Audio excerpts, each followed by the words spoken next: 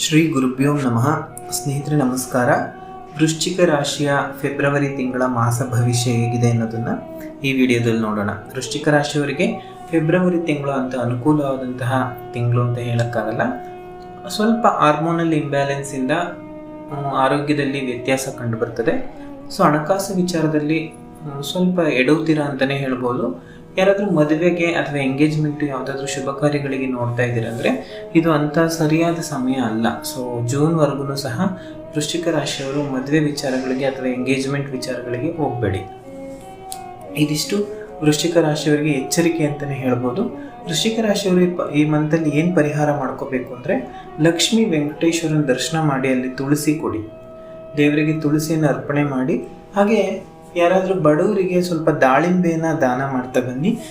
ಇದು ಮಾಡೋದ್ರಿಂದ ನೀವು ಒಂದು ಸ್ವಲ್ಪ ಪಾಸಿಟಿವ್ ವೈಬ್ ಅಂತ ಏನಂತೀರ ಅದನ್ನು ಕಂಡ್ಕೋತೀರ. ಹಾಗೂ ಒಂದೊಳ್ಳೆ ಮನಸ್ಸಿಗೆ ಒಂದು ಪಾಸಿಟಿವ್ ಎನರ್ಜಿ ಸಿಗುತ್ತೆ.